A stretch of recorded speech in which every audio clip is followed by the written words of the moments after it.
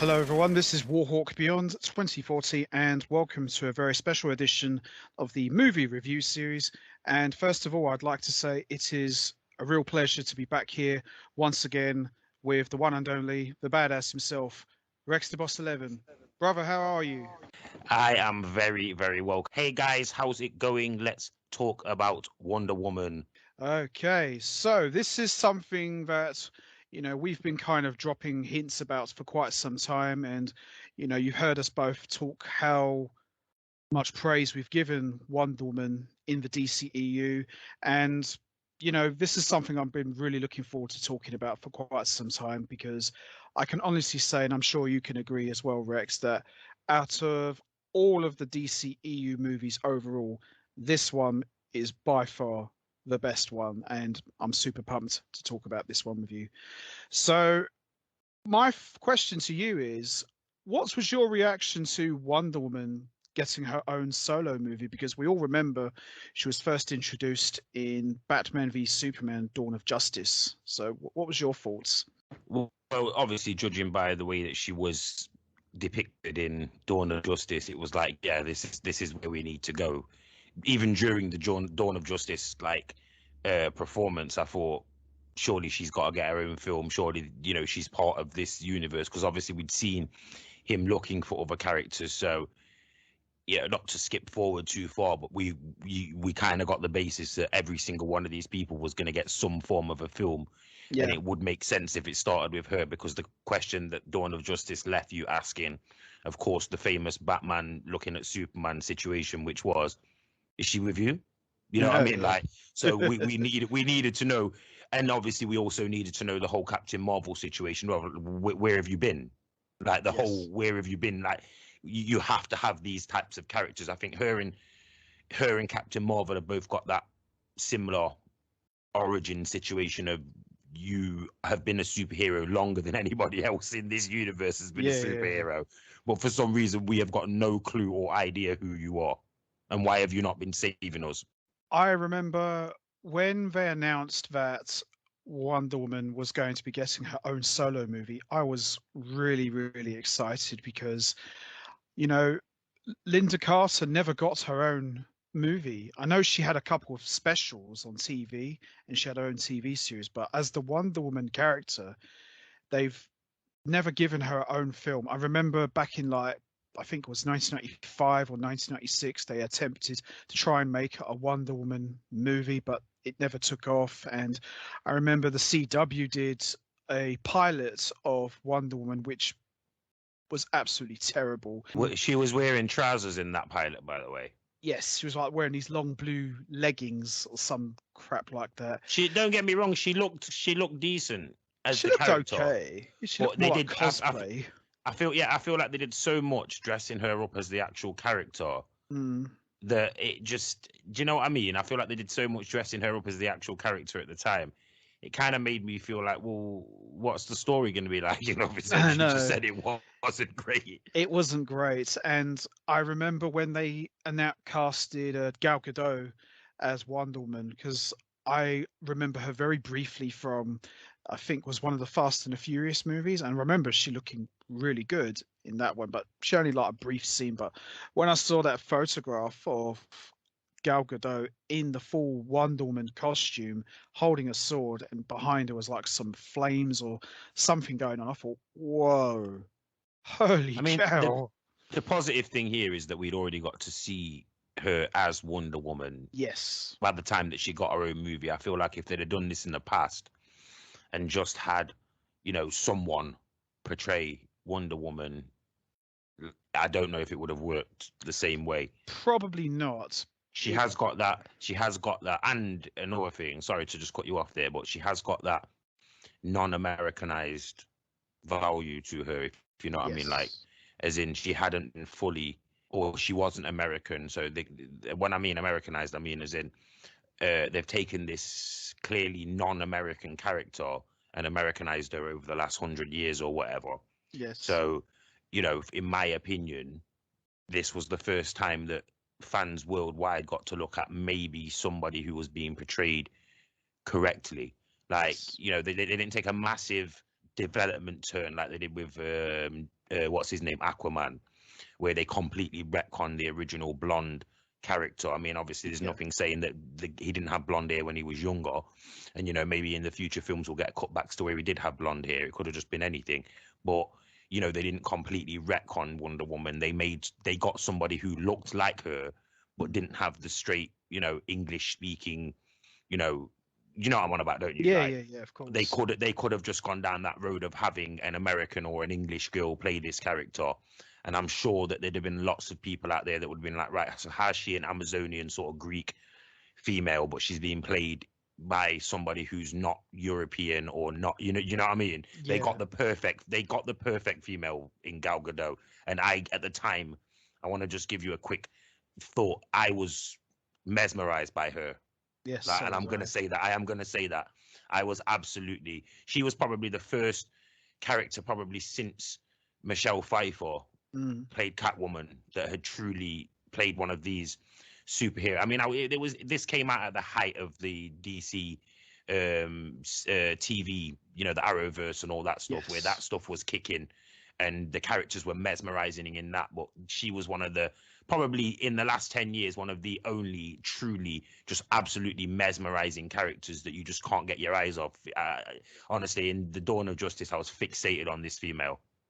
Oh, absolutely. So was I. And, having Gal Gadot play Wonder Woman, as I said earlier, that picture just alone sold me. I said, okay, this is basically Xena Warrior Princess, but not to be horrible to Lucy Lawless. I love her, but this is Wonder Woman. This wasn't a case of, oh, it's Gal Gadot in the costume. No, I looked at that picture and said, yes, that is Wonder Woman.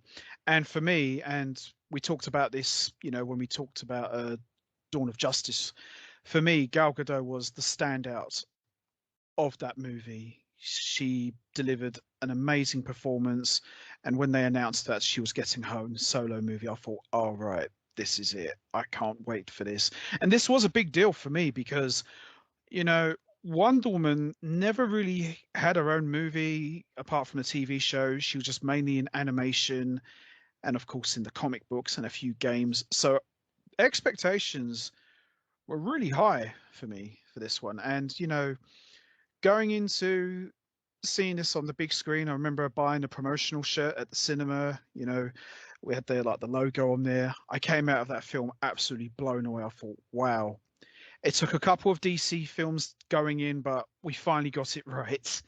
We finally got it right.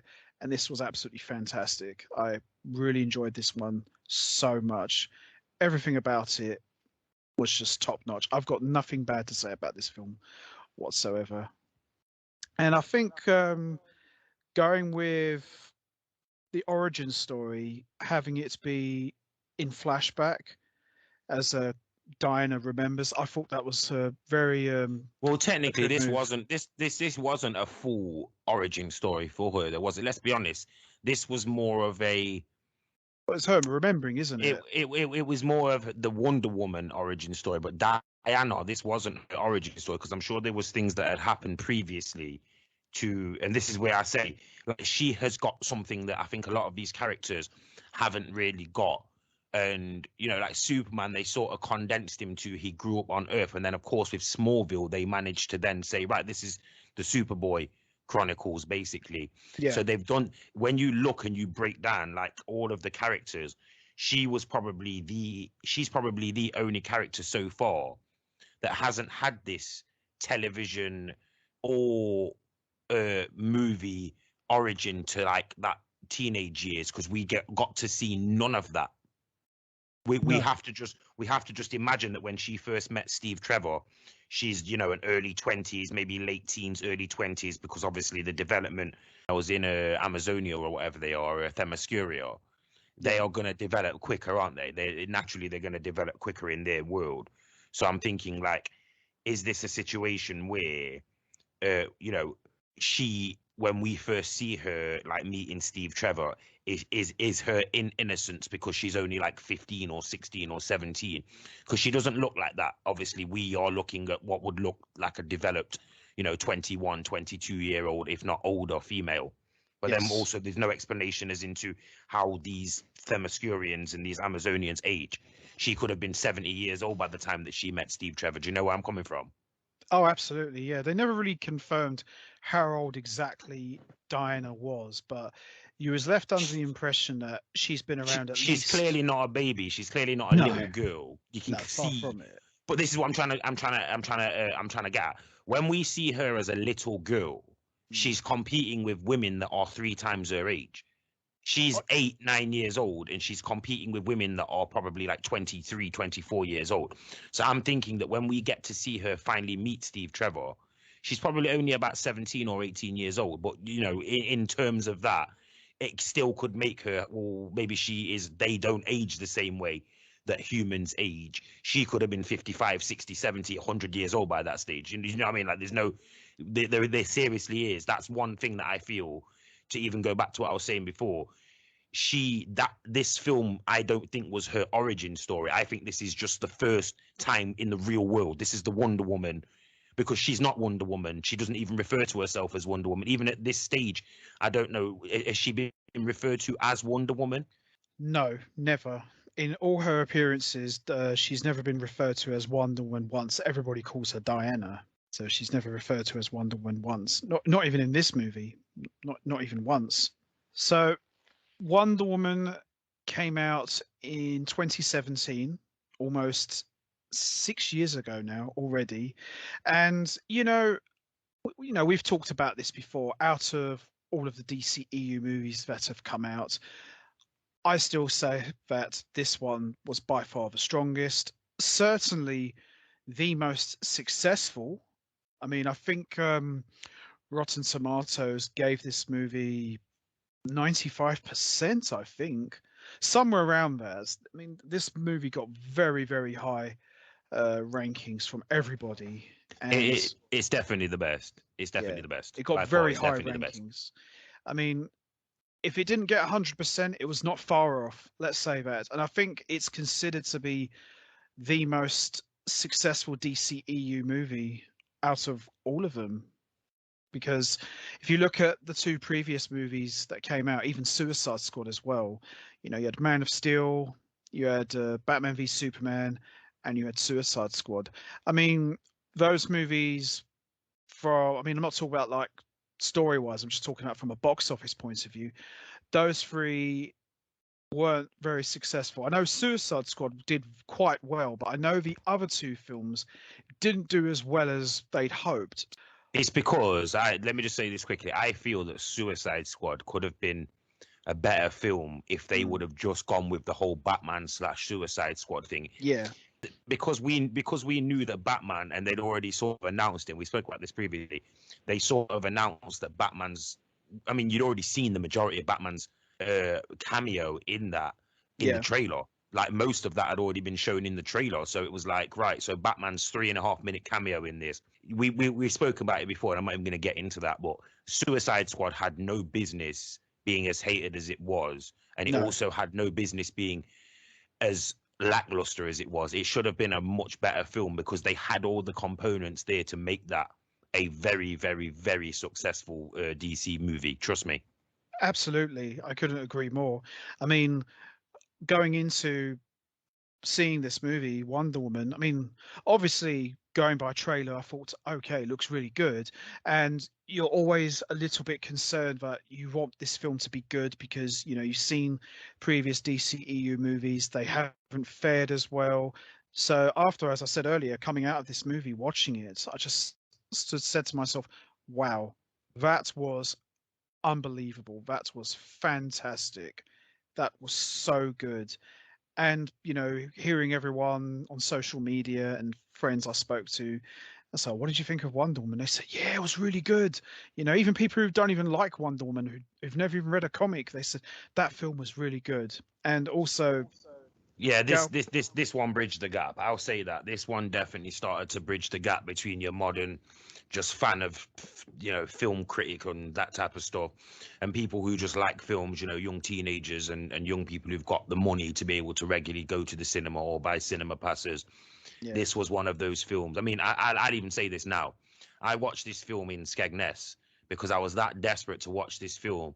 Even though I already had purchased previously the cinema pass, I actually thought I waylaid any thought of that and still took my two children during a holiday, because this came out in the middle of the year in May, I believe. Yeah. I took my children to watch this film while we were on holiday, spent extra money to watch it in basically a standard definition cinema screen, because I just was that desperate to watch the film, because Yeah. I knew that this film, and I ended up obviously in time, I probably watched this film about 7 or 8 times now. But I look back and I feel like this film, this bridged the gap. This, anything that DC is now is this film, because they've made so many mistakes before this film and also after this film that there is no way without this film that you can say that they would still have any draw. Like, let's be fair, they're going to be bringing out films this year, films that have characters that are either debatable or characters that no one has really had that much investment to. Yeah. Yes. There is Absolutely. there is no way that the Flash and those films have been put on the back burner and other films have come forward without the fact that this film exists. The Yeah. only reason the Flash obviously was waylaid is because of my man's behavior, and Yeah. also obviously because he was also in the Justice League film. Whereas, let's just give an example of Black Adam or Blue Beetle, they weren't in those films. No, they You know, weren't. Shazam wasn't a terrible film, and we'll get to that later down the line. Shazam wasn't a terrible film, but did it really deserve a sequel? Would it have got a sequel if this film didn't exist? These films were already in the plan. We're talking 4 or 5 years ahead of what the said schedule is. And one thing I'll notify is, if you look at the TV universe, everything that they completely shied away from in the TV universe that then came to fruition in the movie world was a success. Correct. But yet in debatable side of things, everything that they touched in the TV universes, like the Flash, like the Suicide Squad, they had debatable and very, very head scratching situations when it came to the movies. It's almost like they know how to handle a character that hasn't been handled by any. I mean, obviously, I'll say this, but the work that Greg Berlanti and them were doing with Warner Brothers and CW, I don't know if it put a lot of issues in the mind, because ever since 2011, it has become apparent that they've had ideas. And bearing in mind that obviously Greg Berlanti was part of the real failed Green Lantern film, and they still stuck by him because he clearly had something there. But then they realized that most of his ideas needed to be stretched. I'd probably say to a 14 to 16 episode series, rather than what they got with Arrow and Flash, which are, lot longer series, 23, 24 episodes. But at the same time, when he got hold of certain characters, I'm not trying to criticize him now, but we've said this, looking back, sometimes I feel like they did too much with certain characters. And that's why when Wonder Woman came out, that was an untouched character. Black Adam is an untouched character. Blue Yes. Beetle is an untouched character. What are the chances that Blue Beetle is going to be a success as well? Because it doesn't matter who the producers are, who the directors are. It matters to me that these haven't been, I'm going to be saying, paintbrushed by TV. Once these That's right. characters got paintbrushed by TV, we all wanted an Arrow film, but what would have really have happened if Stephen Amell had been the Arrow in a film? It probably would have failed, and I'm not even gonna deny that. It probably might have done, because Green Arrow, on paper, Green Arrow is not essentially a very strong character to carry his own film I compared mean, to. that's what I'm saying though. Like, is it the character? Because Shazam isn't a bad film, and it's not a bad character, and they've clearly given him a second chance to come back because of obviously the importance to whatever way they're going. But Yes. then compare that to the Green Lantern. Well, We know how bad that film was, and then yeah. we've never really got anything. And I mean, I'm going to say this now, anything. Let's be perfectly honest here. We haven't been given anything from the Green Lantern Corps.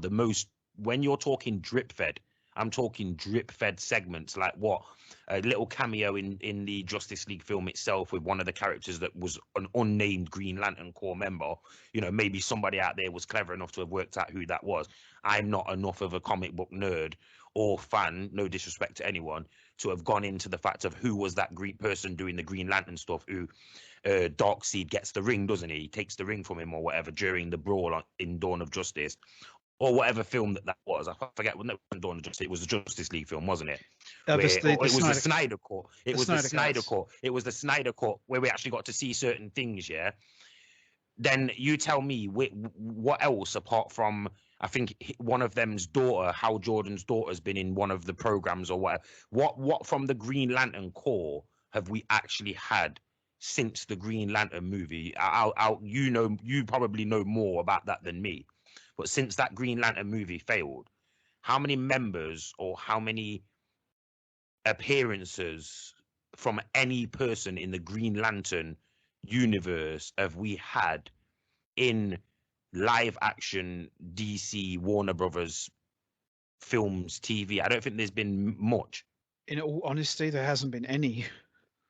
Well, like I said, in the Snyder Cut, there was the brief appearance, wasn't there, of one of the Green Lantern Corps members fighting on the side of the good people. That's featuring Zeus and that's featuring Zeus, all these other old gods from years ago. So like can you really even say like that character's just a random, or it was an old, obviously special character for the Green Lantern Corps, but we obviously didn't know who he was. And then apart from him, we haven't seen anything. So my original point stands of, whenever they've touched certain characters, I feel like the character gets poisoned down the line. And because Wonder Woman wasn't a touched character in the modern day since the, let's say post Smallville, yes, because Wonder Woman hadn't been touched, her character just came out of nowhere in Dawn of Justice, and she made that film what it was, by the way. Like, oh, definitely. To say that you've got Absolutely. Batman and Superman, say that you've got, and I think we spoke about this before, say that you've got Batman and Superman. It's amazing to think that she just made, like, when you talk about yin and yang, she was just that line between yin and yang. Do you know what I mean? Like, yes, she was the glue that stuck yin and yang together in that film. And then obviously getting her own film, I look and I think, is this the handling of the character? And I feel like DC handled this character with, like, she was made of, like, a Ming vase. Like, rather than some of the other characters, we've obviously seen how terrible that some of the other characters have been portrayed. She was handled from day one, but then wasn't there issues in the 80s and 70s where she wasn't even owned by the right people, stuff like that? Her character was owned by other people, so that's why her character's always been a bit not part of this universe. What has been, I wouldn't say there's been disputes, but there's always been like things to do with rights, because you got the trinity of Superman, Batman, and Wonder Woman, which always remained untouched. So Warner Brothers and DC was always had this thing where, oh, you can use any character you want, but you can't touch those three. And they'll be like, why is that? Because they're huge properties, they're huge names. But the funny thing is, though, about that is Superman and Batman always had half a dozen movies. Wonder Woman was the only one out of that core three that remained untouched, because, as I said at the beginning, there had been a couple of attempts to try and get Wonder Woman on screen, but it just never happened. Not sure why. It scares me to think what kind of WWE / professional wrestling madness that they would have put on the screen if they would have ever got her or any woman to have played her, between, let's just give an example. Like you say, you talk about Lucy Lawless, obviously playing Xena Warrior Princess, and obviously that's as close to that sort of Amazonian, Wonder Woman type of character. So and it was a great show. If you remember, obviously China was heavily linked to that sort of character. Yes. So you're talking that Wonder Woman would have ended up as someone like a China. Yeah. And I'm not trying to disrespect China by saying this, but that's two different movies, isn't it? Yes. Gal Gadot playing Wonder Woman, they had to find a way to make us as the male audience believe that she's not just beautiful, because that's the thing. That the problem is I've seen and obviously, and I'll say this, I'm glad that I've just remembered this now, because I was strong on remembering this. If you haven't seen the film about the creator of, and I've spoke to you about this before, about the Yeah, creator, remember. the creator, sorry, of Wonder Woman. I think it's a film that stars Luke Evans. It's nothing technically to do with comic books or anything like that, apart from it's based on the actual story of the person who created the Wonder Woman character and comic book, and how hard it was for him to get her off the ground, how he changed character and then changed her back. There was all sorts of weird stuff going on in his private life that I'm not going to get into now. Talking, let's just say, like that, just a man who's got more than one female who he's married Yes. or associated to, this type of stuff, kids with different, all that type of stuff, yeah. And Yeah. the film exposes all that, but at the same time, it's the character that comes out of it. And I would highly recommend to people to understand what Wonder Woman and how hard it was, not just from one side, but from both sides of the fence. You can have as much talent in the world, even to this very day, and there will still be an issue in certain places of what you can be portrayed as. Yeah. And I feel that Wonder Woman is a perfect example of the hierarchy in certain companies and certain genres and certain, businesses that just would not accept a female being empowered like that. So, I don't know if you know about this, but there were times when they even tried to take away the whip and all that stuff, and they basically made it so that because of course they use the whole, oh, it's smutty, it's this, it's that. She's a female half naked with a whip, and obviously there was elements of, a sexualized character. No man is going to develop a female warrior and not have that, like I say, professional wrestling image of what a female should look like, which is strong but beautiful, but also half. You know what I mean? Like you know what I'm on about. Yeah, no, totally. Why? And I've said this for years. Why should a man, a professional wrestler, even if he looks like Hulk Hogan, why should he be portrayed in his that way? That's okay for him to be walking around in his trunk. We don't all walk around in our trunks. Let's be honest, mate. Yeah, a lot of men, even men who look great, would not just walk around in a short pair of shorts without their top off because they know it makes other people feel uncomfortable. But in that environment, it seems to be okay. Boxing's the same thing. They're not boxing with their clothes on, are they? Yeah, they're not fighting in you. So when men do it, it seems to be okay. And we all know that when men watch women, not all men are watching women's wrestling thinking, oh my God, they're not doing that. Like all men have got that inside of them. Let's be honest, yeah. Most men, well, not all men, but most men have got them thoughts inside of them. Where if two women are wrestling 5 meters away from you and you're in the audience, there's probably going to be some glances at certain parts of her body, etc. I'm just going to be honest with you. If you're a straight red-blooded male, you're going to do that. But not all men are going to pervert women like that just because they're in front of them like that. But I feel like there's a lot more women that would watch a man half naked on screen. Your Channing Tatums and that type of thing. And they're only watching because he is half naked. They don't care about his acting ability. Do you see where I'm coming from? Like one way we are vilified, but then this is where I'm going to defend it.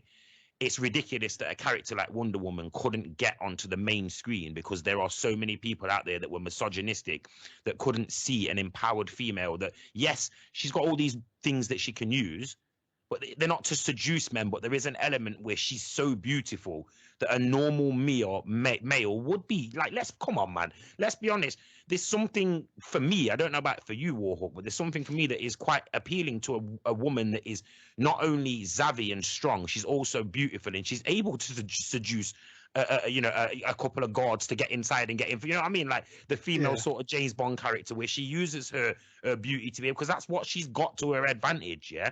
At the same time that I respect her, going back to the China thing, a proper Amazonian glamazon type of woman who will beat the crap out of a man and a woman. They're also handy as well in these situations, but they're going to be less sexualized than a woman who, do you see where I'm coming from? Like, fact is a woman like Wonder Woman, she should have been the front and center of DC in every single standpoint from when she was first developed. But because of the two sides that people couldn't work out, is this porn or is this, comedy? What is this? What is this? So they went with it's a smutty woman who's being then like she's more powerful than men. Oh no, we can't have any of this. See where the insecurity then comes in at that point there. Yeah, exactly. I mean, I think for me personally, no disrespect to China, but I wouldn't really want to see a great big muscle lady playing Wonder Woman, because I know in some comic books she is portrayed as like this big muscle lady, but I don't think Yeah, that would have worked in the film because it's on one thing you could have someone who's incredibly muscular and in great shape, but if they haven't got the acting chops to back it up, then it's not going to work. And I think with Gal Gadot, she had the perfect balance. She incredibly beautiful, but she had the acting chops. But I think another thing that comes across so well, and I think this is where a lot of the not all, but a lot of the DCEU movies haven't quite able to nail is the warmth of the character. Because yes, Wonder Woman is a hero, can beat you up and hurt you, but she's a role model as well. And I mm. think the movie captured that so well. It's like It's the one, gap between, say, to switch over to Marvel. It's the gap between, say, a character like Miss the Invisible Woman yeah, and She-Hulk. It's a gap between those two characters. How do you find a character that is as strong as She-Hulk, but is as beautiful and seductive and intelligent as the Invisible Woman?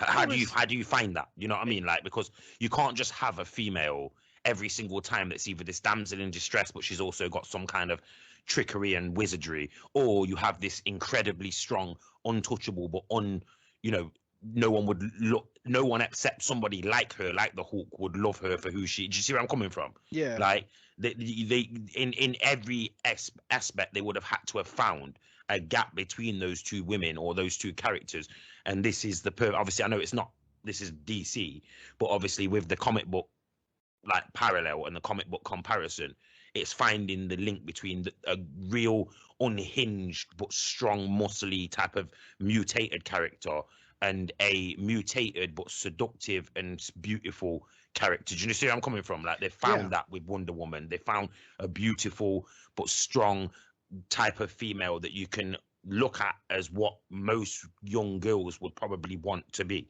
But they always suppressed that part of her character though. It was always she's either a straight, not villain, but type of not met no, she doesn't mess around with anyone type of character, like basically unmessable with character, or she's a ditzy housewife type of character. There was no middle ground for her. No, there was not. And I think that's where this film got it right. It's got a good balance. It's not just dark and depressing. There's a certain warmth to it. It's got some humor in it as well. There's a bit of comedy with, Diana and Steve Trevor, which kind of reminded me of Christopher Reeve and Margot Kidder from the first Superman movie, where you've got essentially like, you know, Diana, who's this big tough woman, but she's got like a heart of gold, and you got Steve Trevor, who's this supposed to be this big strapping guy, the big good-looking soldier, but he's like a tub of jelly around Diana. It's like, oh wow, she's so beautiful. I can't really speak because I'm so put off by her beauty. But I thought the way they did that captured that so well. And I even laughed at it, even though when it was not supposed to be funny, I laughed at it and I just thought, wow, I'm actually laughing at a DC movie in a good way. You're not sitting there just going, oh boy, this is so dark and depressing. And I think they got it right. And props to Patty Jenkins, who directed this movie. I think she done an excellent job with this movie. Just having that good story and the right balance with the actress to play that character. I She think that, she she must have been she must have been a huge fan I think of she Wonder was. I Woman. think There she is actually no did way that say, this. I just knew when, like I say, when this film was advertised, I just knew this is a non-failure. This can't fail. Like even her character since this film, the development of, like the whole thing that we spoke about in the TV, where it's like the Elicity and the Barry and Iris, Iris, when yeah. the love stories take over.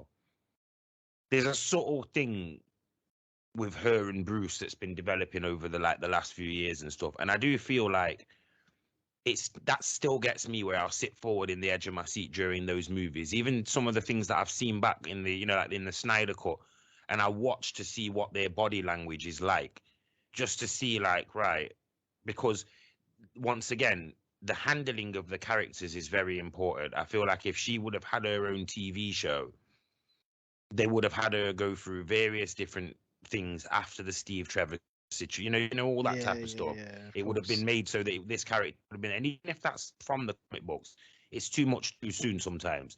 And I feel like Yeah. now you're looking back, like you say, this film was filmed when it was filmed, but it's also based on events from a long time ago. So Yes. when you're looking at it to this modern day, it's been 60 years since, like 70 years since she had this relationship with this guy. And even when he comes back in 84, which is obviously a film we'll get to later down the line, Yeah, but yeah. even then, when you think about it, it's very strange because it's like she's still not moved on from him. Not And it's fully, only no.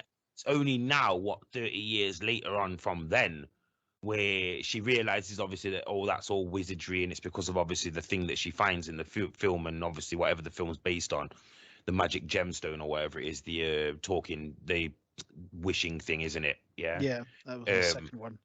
yeah, that's what I mean. So it's based on that, so she knows that that's all fake and all that type of stuff. So she's had enough time since then to develop into modern society, and obviously where she's turned up in the Justice League story arc, it's like now she's probably at that time now where she's probably ready to move on to somebody else. But of course, she's met the one person who's also got that I can't be close to anyone type of person. Of course, Bruce. Yes. So them two are naturally going to have that kind of chemistry. And like I say, once again, the handling of the character in any other universe, they would have had these two in a relationship already together, falling in love, all that, and we would have already had a Wonder Woman and Batman film that would have destroyed the whole franchise by now because of that. You see where I'm coming from? Like, Yeah, they've handled definitely. this character. They would never handle Batman this badly because of obviously what he went through in the 90s. Yeah. Yes. But, you know, mark my words when I say that there are people out there that would sit there and say, oh, the Chase Meridian or whatever her name was, and these other characters that Batman's been in love with. Oh, imagine if that was Diana. It's like, yeah, imagine that. But then realize that that would have destroyed both of these characters in one full swoop. The subtle hints are perfectly fine for these two characters. They shouldn't be any closer to each other. And I feel like the Steve Jenkins storyline nailed that on from day one. That's her version of Barry's parents dying, Bruce's parents dying. That's her thing. You see where I'm coming Yes. from? That's her spark. She was already Wonder Woman, regardless of that, or she had the ability to be Wonder Woman. But it's the spark with her love with Steve Trevor and her realizing that she is actually 1,000 times more powerful than any of these machines, any of these people that are using them. Because you got to understand, they took a massive risk by They saying, did. like, right, in modern times, we want all these people to believe that going back 100 years ago, because there is a bit of, like, obviously not biblical blasphemy, but like, historical blasphemy. There is a bit in this film because it wouldn't have been lovely, all the reports and all that type of stuff that talk about aliens, and maybe they were true, maybe they weren't true, but there's no proof of that. Yeah. um from the World War I and World War II. But can you imagine how lovely it would have been if the Americans or the English would have had a female of almighty ungodly power fighting on their side? And I'm wondering why not one of these soldiers that was in that field on the day, and this is my only like nitpick from the actual film, how could they depict that she did that, but at the same time, not one of them soldiers ever carried on that story in the universe? It would have been nice to have had at some point, even just a character like Batman, just laughingly laugh off and say, superheroes aren't 5'7" women half naked blocking bullets in the field in Normandy in 1917. And people are like, what's he on about? And it's because obviously he'd heard rumors that there was this almighty female, like someone on his level. A subtle hint to that would have been nice. But when I'm looking back, I'm thinking they did nice with the film, and they took a massive risk by doing that, because looking back now, just what I've just said then, there are historians out there that would have hated seeing what she did on that battlefield because of how many people were dead between her and the other enemy in between all that. Like, you have to understand what the war was. World War I and World War II were. They were just landfills of dead bodies. You were walking over other people's dead bodies to go and kill the enemy. You know what I mean? And Yeah. like, they depicted this. Now, it's not a negative for me because I enjoyed everything I see. I'm just saying, like, the way that they took a risk of saying, right, we're going to slot her right in between one of the biggest conflicts that have ever taken place, and we're going to say she was the reason why they were saved. But then, you know, that also leaves that bigger question of, well, where the hell was she for the last like 70 years? And why have we never heard of her before today? Another thing as well, you know, since you mentioned Bruce Wayne, although he doesn't physically appear in this movie, he is referenced non-verbally quite a lot, especially at the beginning, because when I see Diana show up at the beginning, you see like the lorry shows Wayne Enterprises. I thought to myself, oh, we're going to actually get a cameo from Ben Affleck, but we didn't. And I think what made this work so well is they didn't shoehorn any other DC characters like they would do with other heroes, because they're not confident that they could carry their own film. So, oh, if we just put a Batman cameo here, maybe a Superman cameo here, just to generate interest. They knew they could not tamper with this character. I've said it a few times now. They could not mess with this character. They knew from day one, if you start doing that, you're gonna get the feminist squad, you're gonna get the purists, they're gonna go mad. They're not gonna have that. They're not gonna have any of this. I mean, the fact is that, and I heard rumors that originally this wasn't even going to be based around the whole Steve Trevor. Like I said, it was going to be based around something that they created as her origin story, where she then decides to then leave Themyscira and go to where, you know, the world is. Yeah. Yeah. Now, what that would have been, I don't know. But they said no. Like, they realized that fans was like, no, the only way we are going to accept all of the mythological island in the middle of Europe. Her island is hidden, while the rest of Europe is literally a bomb. They even showed this. They even showed that the rest of Europe was basically a bombed out, you know, industrial nightmare in the early 1900s.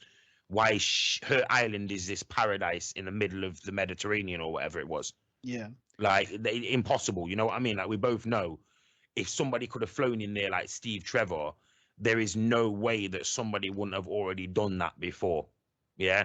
So they had to sort of condense it to suspension of disbelief, and also with the origin story. Because like I said, if they would have gone down the road of changing any part of that origin story that really mattered, I feel like fans would have gone absolutely berserk if it didn't feature, you know, Steve Trevor, him flying the plane in there, the choice between her, you know, she made a choice early that she was going to choose him over the other guy. Remember, there was other people who came for him, and then of course the original battle, people realize that there's an island there. I mean, once again, this all links into what I've historical events that say, like, there's not far off events that happen like this. No, you got to remember that in 1914 to 1950, there are places in the world that only a small minority of people who live actually know that these places really exist with their own two eyes. Because no matter how many times that we can talk about Treasure Island or talk about any of these things, you had to have traveled to the Caribbean to even know that the Caribbean exists. Exactly. If me and you, if me to this very day now, just because we see pictures of Australia and just because we see pictures of China and other countries like that, does that mean that those countries definitely exist? No, not necessarily. Because until you go there yourself, you don't know if they exist, do you? No. It's just because we believe modern technology and all that type of stuff. They didn't have that technology back then. It was propaganda more than anything. So you got to imagine in 1914, 15, there were places that you could have flown into where you were like, yo, I've flown 18 miles out, or, you know, 150 miles out of where I was supposed to land. Where on earth am I? You know what I mean? Like, you would have had those experiences in certain parts of the world had you taken the wrong turn when you were supposed to be heading to, say, Morocco, and you ended up in, say, you know, Nigeria. Like, you would have been like, what am I looking at here? This is not what, you know what I mean? Like, I've not been told about any of this type of stuff. Like, imagine stumbling upon, you know, Easter Island or Samoan Islands and stuff like that back in the 1915, 20, 30s. You know what I mean? Imagine being a flyer of a plane. You've not been told about some of these random islands because they've not been surveyed. They've not been, you know, they've not been spoken about in public terms. They've only been spoken about by other people outside of that. So yeah, there isn't there isn't me saying, oh yeah, there's no way that they could have flown to a different part of Europe and not knowing where they were going. Flying was brand new when this film was, when the events are taking place in this film. Flying was only probably 15, 20 years old. So it's not like all pilots at that point there. And how many pilots would there have been? Let's be honest. It's not like they travel to every single corner of the globe, is it? There No, would of have still been course. people then that would have been telling you about the world is not round. It's No. only because those pilots decided to go one step further and fly high, or UAV, all that type of stuff started to come out, radar, all that. And they flew higher and higher and higher, 70, 80, 90,000 feet, and realized, right, no theory can tell me that this world is not round. No. You know what I mean? But I Like, think believe it or not, even the flat earthers to this day, they won't have it. But I'm no. not talking about them extreme flat earthers. I'm talking about back in the day, there was a surplus believing that the world obviously was not round because no one could prove it. But of course, when the planes started go up and up in the sky, if your husband's been flying at 70,000 feet and comes back from the war and tells you, I am telling you for 100% fact, the world is round, you're going to more than likely believe that the world is round. But he's on a boat 15, 20, 30 years before that and tells you the world's round. How's he going to know that? Well, of course. And I think, going back to what you said also, you know, they took a huge risk. And I think, as us to add a segue into what I said also, not having any other DC characters appear and just kept it purely to Wonder Woman made the film just that much better, because I personally wouldn't want to see a Superman or a Batman appearing. Nothing against those guys, but it just takes away from Wonder Woman's movie, especially as this was her first one. They dipped her in their film and realized that she'd outshadowed them. Big So time. there was no use for them here. I mean, don't get me wrong, I agree with what you're saying. And I do feel like, had she not appeared in Dawn of Justice, there may have been a chance that they would have said, right, well, we need to put Bruce in this film here, yeah. But Yeah. I think it would have probably been more acceptable if she hadn't have been in Dawn of Justice. But where we'd already seen, and I tell you, that moment is an origin moment in itself. Is she with you? Yeah, I thought she was with you. Yeah, that moment there is the right. Well, she's not with you. She's clearly not with me. But we clearly need this woman's help. So it doesn't really matter who she's with. It matters what side she's on. And once again, that's me, and you know this, Warhawk. That leads me back to the age-old saying of whose side is he, she, or they on. Well, that's another first for this film. It actually broke that tradition, because every DC movie we've ever talked about always asks that same question: whose side is he or she on? This film actually answers that question. She's on the good side, Yep. 100%. The maddest thing is even her insanity in this film. This is how good that this character's portrayed. Even her fish out of water insanity, it still comes to fruition and comes true in the end. Because, I mean, I'll say this: there is an element, her character, yes, but I will disagree and say no. That is in this film, because Ares, you have to remember that he is pretending to be on her side at first, isn't he? At first, yeah. Yeah, and then or just the side of the British. Now, obviously, before she comes into things, and this is weird. That one once again, sorry to steal the platform, but the risk that they took, because not only was they introducing her in that situation, they were also suggesting that he was doing what we as the British did in World War One or whatever it was. Now, this could be a very offensive towards British people, because there was an element of, well, we're still going to say that everything that he did was good for the British people, but technically to the whole world of people, what he was doing is evil. But I don't feel that that's what they were actually saying. I feel like they just picked a character that would have been of significance. And his overruling thing was death and all that type of stuff. So it didn't really matter what side that they picked. Now, of course, they probably should have had him be played by a German. I'll say that, and I'll just say that outright. As two British people, we could definitely agree, and I'm sure most Americans that would be listening back would agree, he should have been played by a German person. Yeah, but Maybe then he should have. I don't know what the origin story of this version of Ares is. All I know is that we've got Ares from the Greek times, so he's going to be able to shapeshift into people. Now, I don't know if this is the case of he just chose that British military guy to shapeshift into, or if that actual person's name is somebody who is relevant in the DC universe, like where, like, obviously Aquaman is Arthur Curry. Yes. Is the actual real name, Sergeant whatever his name is, or General whatever his name is he actually always Ares throughout the history, or is this just Ares's spiritual being choosing him as host? Because that's Yeah. what I got from it. Yeah, I mean, when you first see him, yeah, he's portrayed as that, but then as the film goes along, you start to see he's not quite what he seems. And as you say, this could have gone completely out the window in such because dramatic fashion. it's nothing to do with good and evil on his part per se.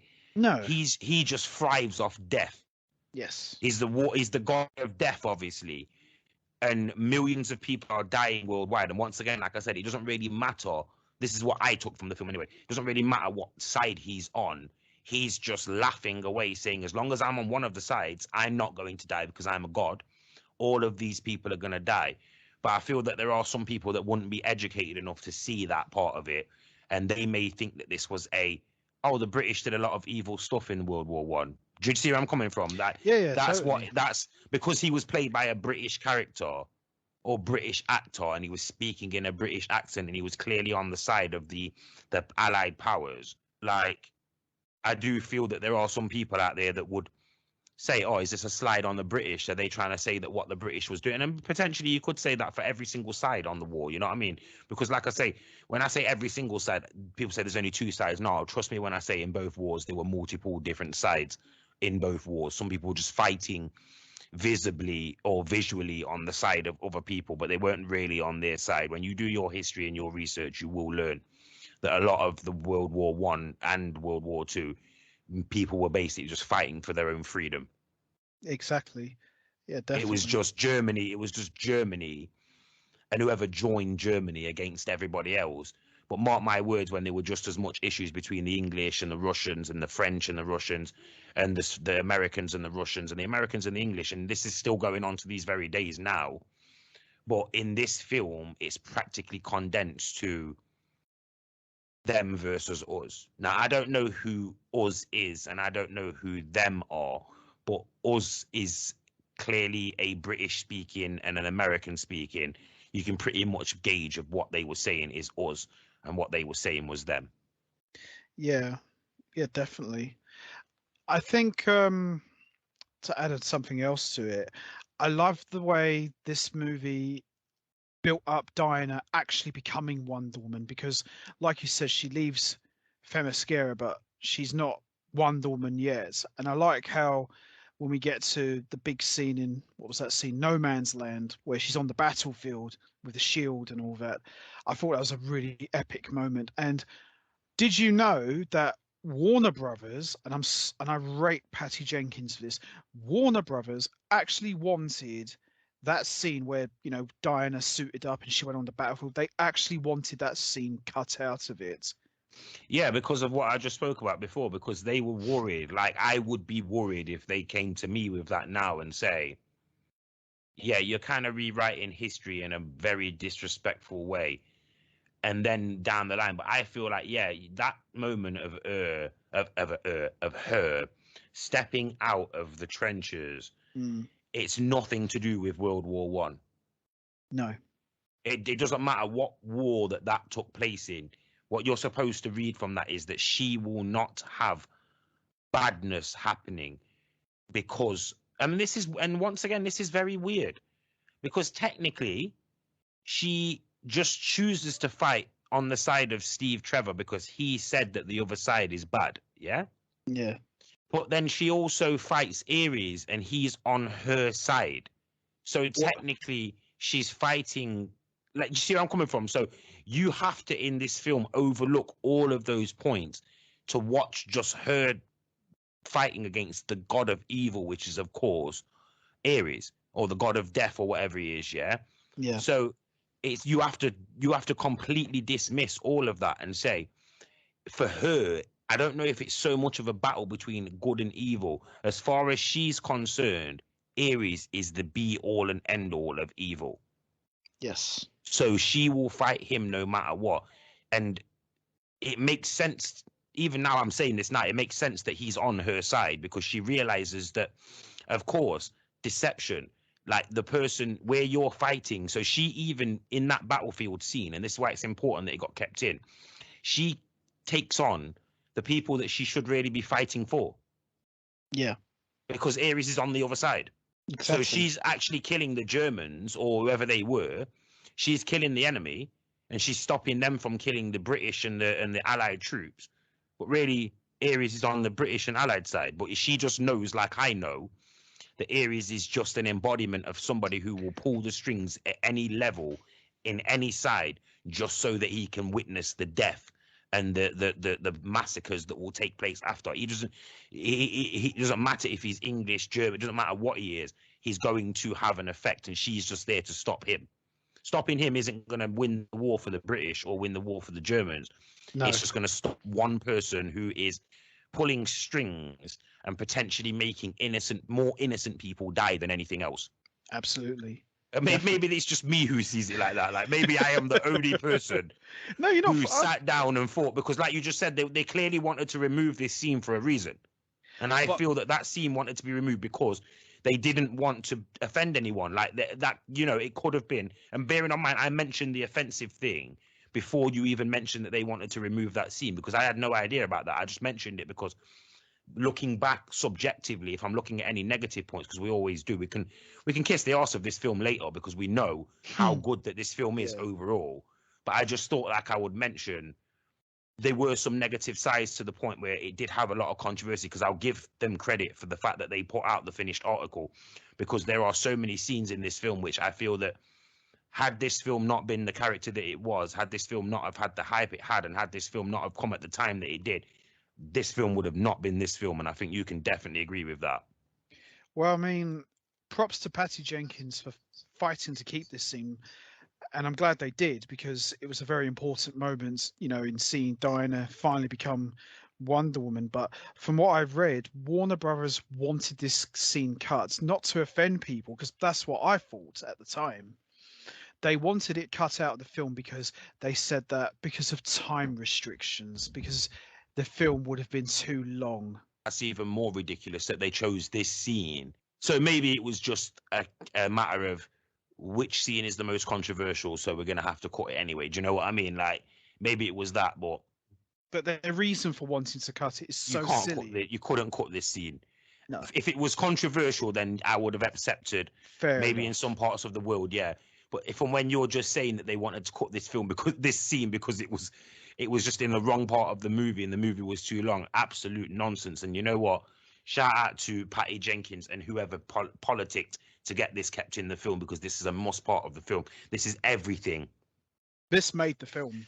This is the meme, isn't it? This is the meme from this film. Her stepping out of the trenches, looking up from the thingy, dressed in like the most colourful outfit that you can imagine, like in the darkest battlefield.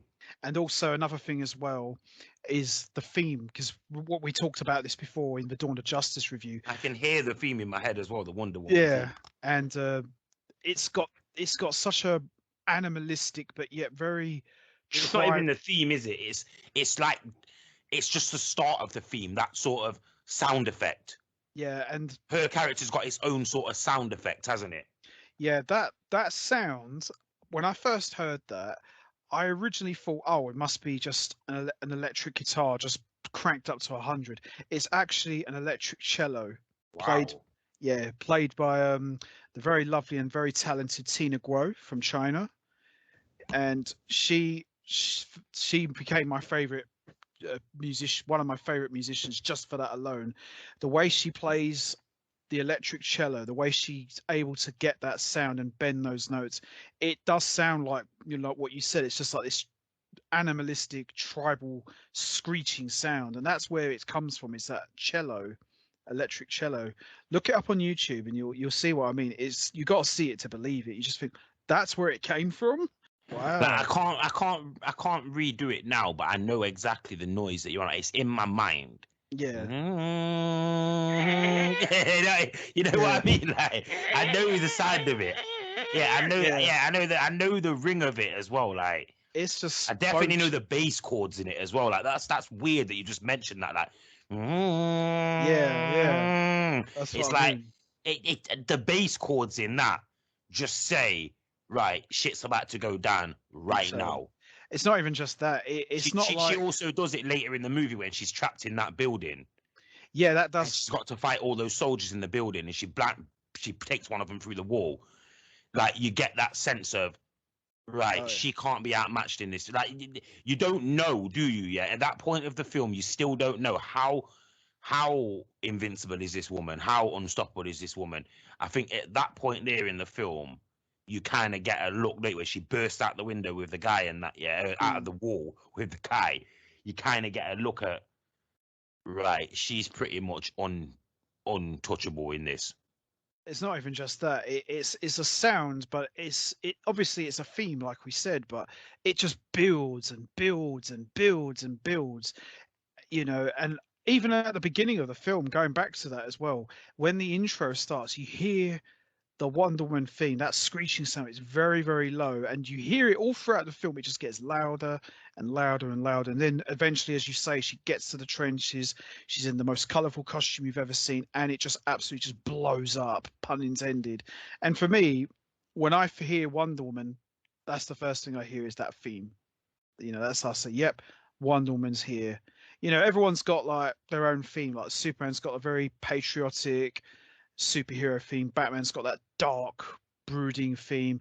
Wonder Woman, it's just like full on warrior mode. Love it. And mega props to Tina Guo for coming up with that sound on an electric cello. I can't think of anyone else who could pull that off but her. I just I mean, works. I would like to say, because it's quite obvious, shout out to all of the females that hadn't, some input in this film here, because you can clearly tell that whatever they'd done in their careers previously to this, that they were destined to make whatever they were doing here one Yes. of the most memorable things that they had ever done, if not the most memorable thing that they were going to do in their career. And another thing as well, I mean, as far as superhero movies are concerned, I believe this was the first ever female-led superhero movie since I think since Supergirl. I mean, I'm not sure if I mean obviously there was Tomb Raider, but I don't really look at Lara Croft as a Well, can superhero. you? I don't think I don't think that's true, because obviously we're forgetting that there was Catwoman. So obviously Ugh. yeah, which exactly a lot of people would forget that, but I don't think that that's true. I think it's the first one since Catwoman's failure. I do remember reading something about her leading a film. Yeah, in fact, I'm almost certain that you are right. Maybe Lara Croft had Tomb Raider after one. Maybe Angelina Jolie had one Tomb Raider film that came out after Catwoman came out. Who knows? No, Yeah. actually, Tomb Raider came out before Catwoman, just about 3 years before. About three, 4 Okay, years. so I'd say that it's probably since Catwoman, because especially comic book superheroes, Yeah, yeah. like, I mean, honestly, even just speaking of that Catwoman situation, now it puts a bad taste in your mouth because of what it Ugh. was. But yeah, I will say I'm sure that, and then obviously Elektra, if you forget the Well, with Jennifer Garner. Elektra had a film as well. Am I wrong about that? Did she not have her own film as Yes, she well? had her own film. I mean, that film was absolutely panned to the ground, but I Yeah, didn't think it I'm wasn't just that mentioning bad. the fact that when you look at it, female lead superhero There hasn't roles, been that many as you there think. hasn't definitely hasn't been that many, but I would say that there've not been any good ones. No. There's definitely not been any good ones. Oh Yeah. no, definitely not. I mean, would you count all like Tomb Raider and all that in there? Would people count that as like a No, superhero? not Would fully. that be No. counted? I don't think that would be counted. That'd be probably a more of a genre of its own, just female-led roles, Yeah, which are rare in themselves. But of course, like, let's not forget films like Barbed Wire. They still had, Pamela Anderson as the lead role. They still had films with the lead role they as a did female. Like Sandra Bullock did quite a lot of that, but she always seemed to need somebody else in the film with her, didn't she? to Yeah. carry it. Yeah, But yeah, Catwoman definitely, and Halle Berry deserved a lead role, but just not in that film. Yeah. Um, she was I better mean, as Storm. if anyone else in the comment section can tell us, is Elektra and Catwoman, are they the only two? Because Uh, Marvel didn't have, I think Captain Marvel, sorry, she was the first female, wasn't she, that got for her for for Marvel, yeah, for for the Marvel. Marvel, yeah, after Yeah. Elektra, because I know that they debated over Elektra even being, like, I mean, honestly, if you watch that film back now, you probably wouldn't even know that that was part of that. I mean, like, I didn't even know that Daredevil was part of the Marvel universe until a long time after I'd watched the Ben Affleck films. Yeah. Well, I mean, there's only been a small handful of comic book female-led superhero movies, but as you say, none of them were that good. So I would say Wonder Woman is the first most successful Oh, it's female-led the first superhero. and only successful Yes. female-led. Well, I mean, I don't know what I assume, or not assume. I shouldn't assume, but I presume that Captain Marvel was a successful film, as in budget-wise. Well, Um, I don't know what Captain that film was. You know what I mean? I still to Captain this day don't know Marvel what that film was.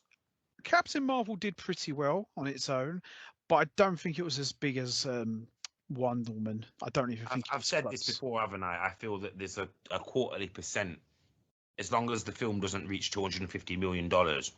I feel like every Marvel film is going to make, 250, $300 million in the box office, regardless of what it is. And that goes for DC as well. You're talking the lowest that these films are going to make is probably what, 180, $190 million. That's when they would probably be a failure if they only make that, because most of these $200 million films, I don't know if they I don't know if they make these films thinking that they might not make their box office, if you know what I mean. Like, Yeah, I feel that these films are made, right, what's the lowest we could make this film for and make money, and that would be like, 100 million and make 500 million or more.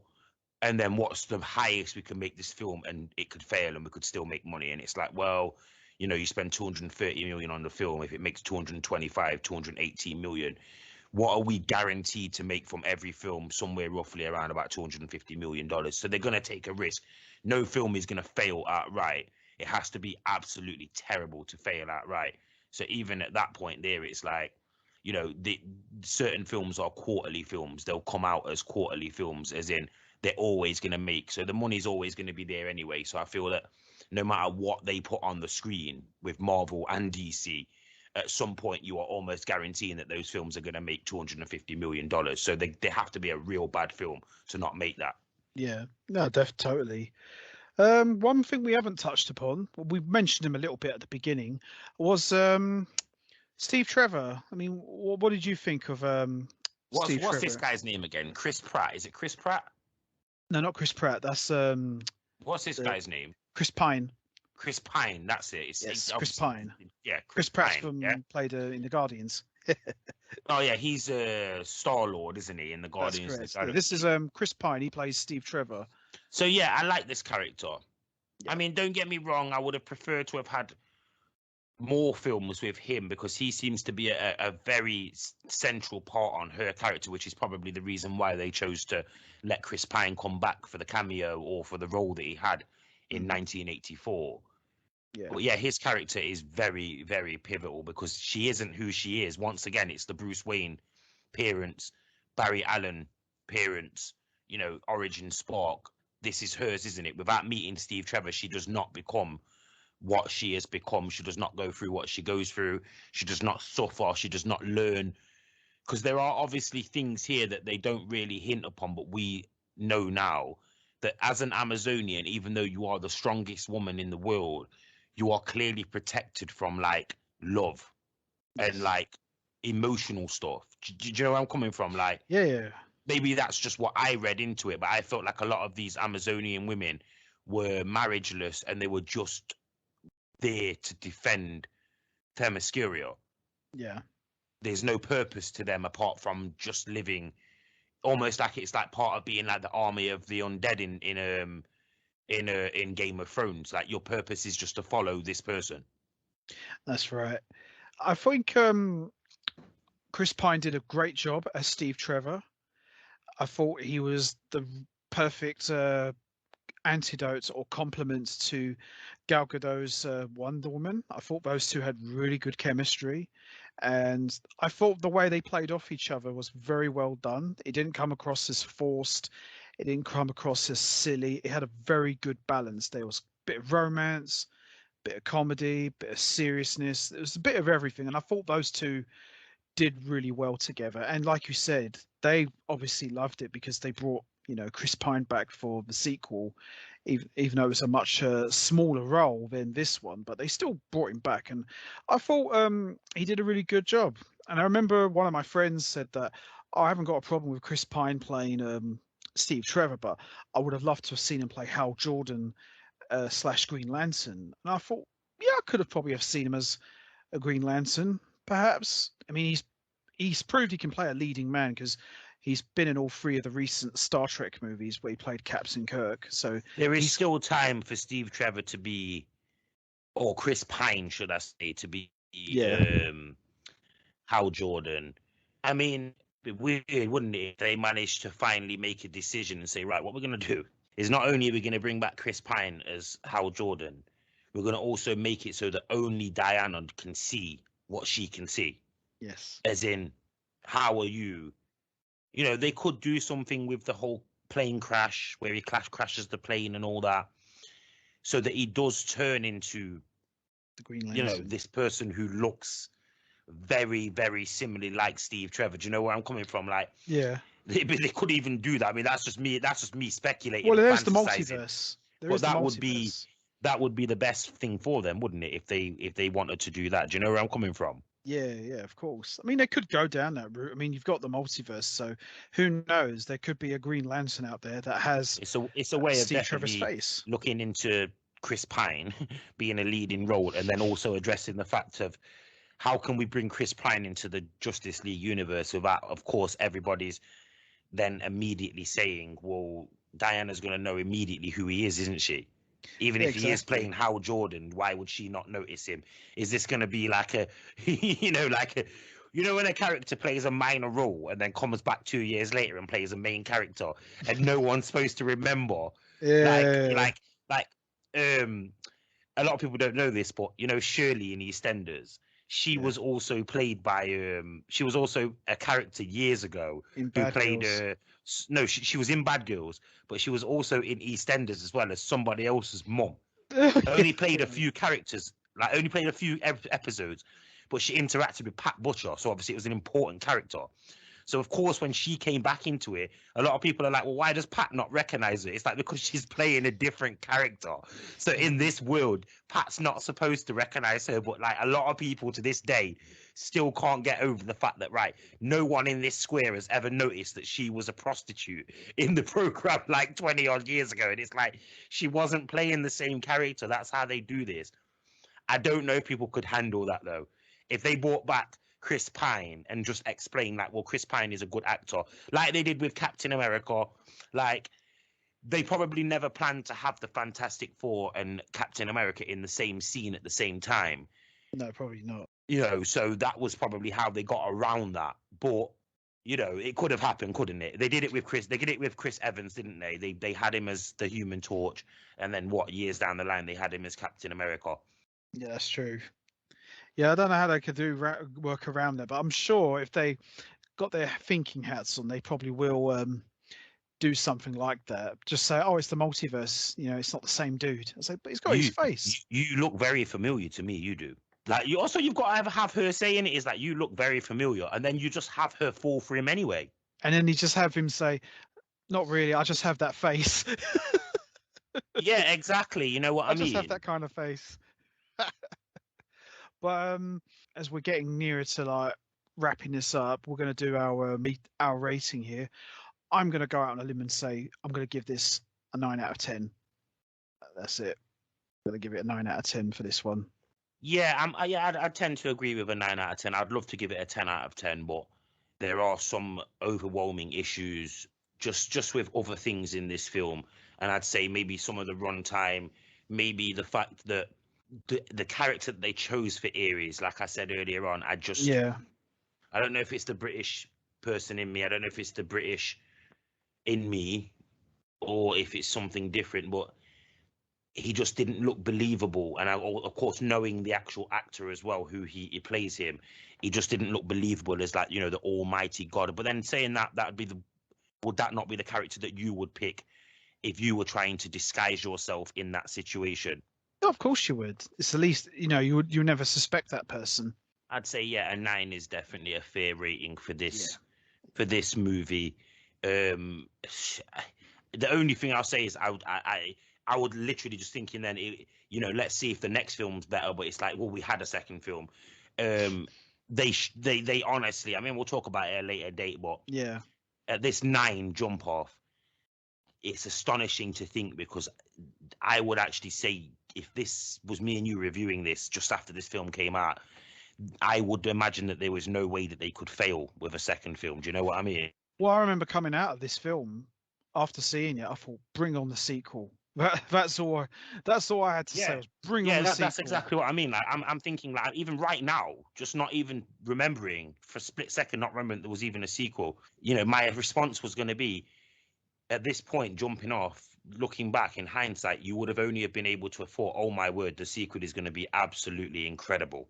Yeah, it's going to be amazing. And I was actually sitting there thinking, we could actually have our first trilogy in this universe, because everyone else hasn't really got their own trilogy. I thought Wonder Woman's going to get her trilogy. I said, regardless of what happens in the sequel. I mean, I didn't know 84 was going to turn out the way it did, but for that moment, I thought, yeah, Wonder Woman's well on her way to having a trilogy that could rival the Dark Knight trilogy. That's how much I loved this film. I thought, yeah, we're going to get a new Dark Knight trilogy sort of level with this movie. But yeah, I thoroughly enjoyed this movie a lot. Out of all of the DCEU films, this was by far the best. And, like we said, strong 9 out of 10 without question. This is by far, and I mean by far, the best film. In fact, I'll go out on a limb and I'll say there may not have been a better comic book film by a solo comic book character ever. Every film that was better than this probably would feature another character, good or bad. Yeah. Ares is not a big enough character, and nobody knew who he was. No.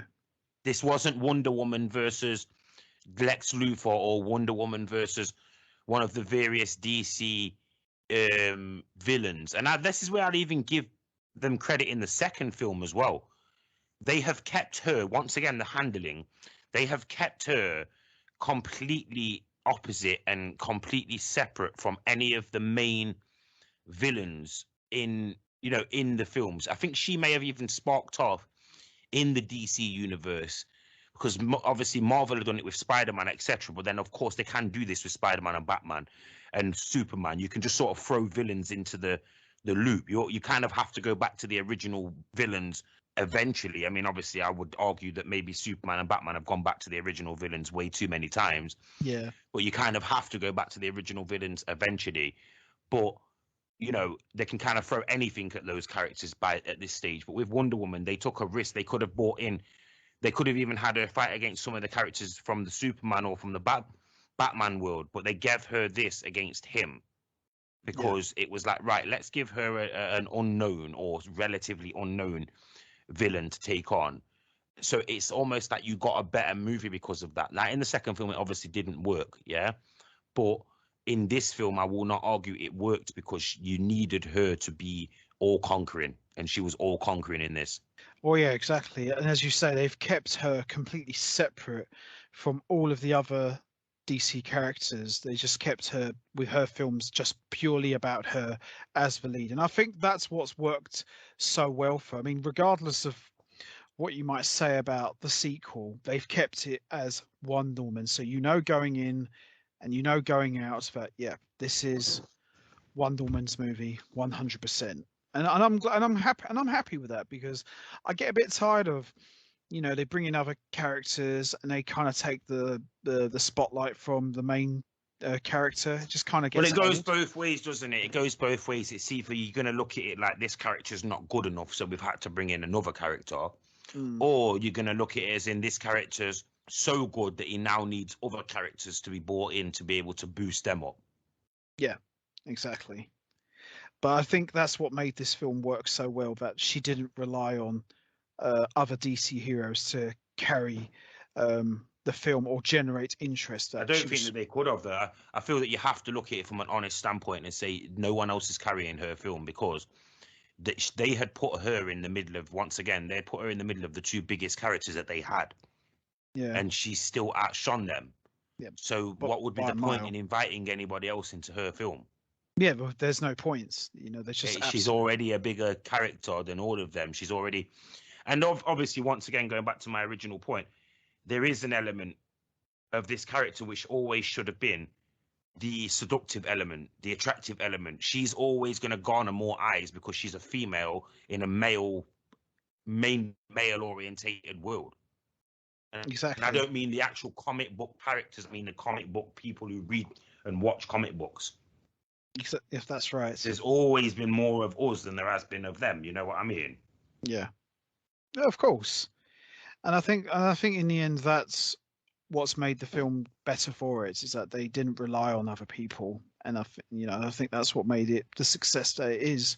Because like you said, they've put her in the middle of two of the biggest names in comic book history, and she came out smelling like roses. Yeah, that's what I mean. You keep saying they didn't, they couldn't, No, they could not, and I'm saying it now.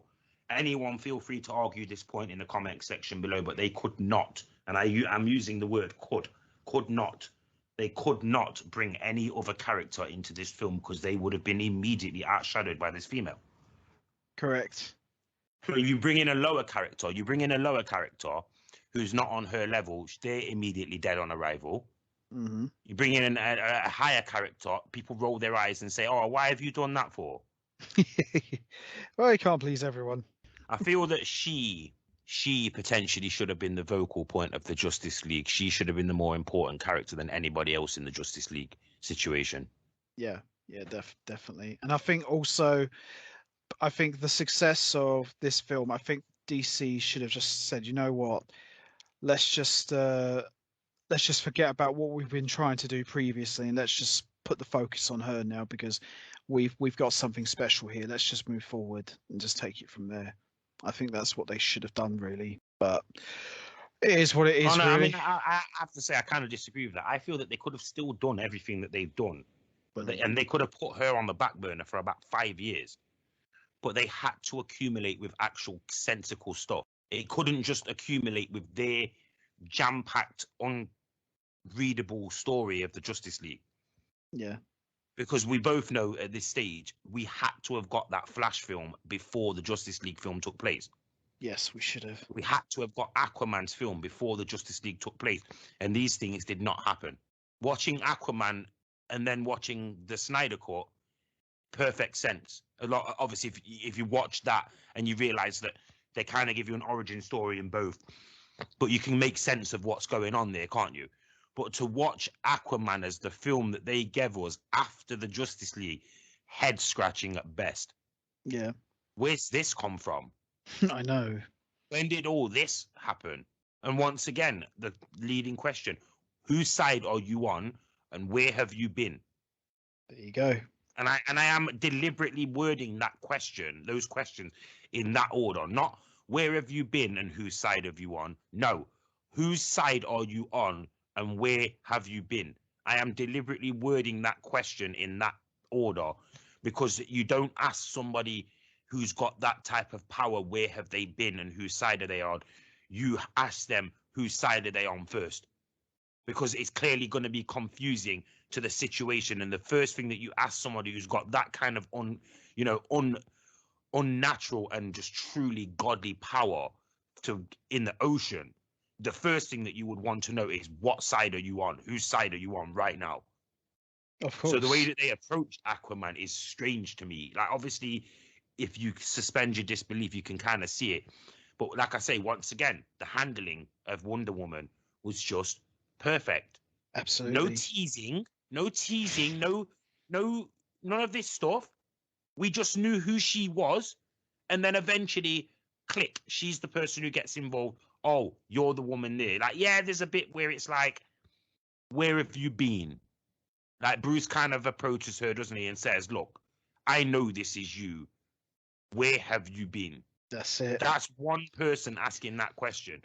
Eventually, when she steps to the plate, it's just, yo, it doesn't really matter what side she's on as long as she's on. Oh, sorry, it doesn't matter where she's been. It matters what side she's on. Whereas with a lot of these other characters, it always comes down to, well, where have they been and what side are they on? Like Aquaman, Flash, all of these you have to ask this question. Cyborg should have even been given his own film by the time that this Wonder Woman film came out, or by the time that the Justice League film came out, because these characters desperately needed to be able to be shown without you standing there and going, because you don't get to then look at their subjectiveness, do you? No. Everything that they do that's against the Justice League makes them look like an enemy because we don't know how they became or the reasoning. I mean, I would have loved to have seen the the post Justice League Cyborg film, because they would have messed that up and probably given us a completely different version of how he became Cyborg. That's probably why he didn't get the film, because the film originally probably showed something else that made him Cyborg. Yeah. And then, of course, they gave us the boxers thing, didn't they? Yeah. So that is going to be it from us. We are going to wrap this up now. So what did you guys think of the first Wonder Woman movie? Did you enjoy it? What would you rate it out of 10? Would you agree with me and Rex's rating? 9 out of 10? And also, what was your thoughts on the way they handled Wonder Woman? Do you think they did a good job? And what was your thoughts on Gal Gadot's performance as the lead character? You know what to do, guys. Hit the like button, hit the subscribe button, leave your thoughts and comments down below. Rex, this was a pleasure as always. Great to be back here with you again. Yeah, absolute pleasure. And many more of these to come, hopefully.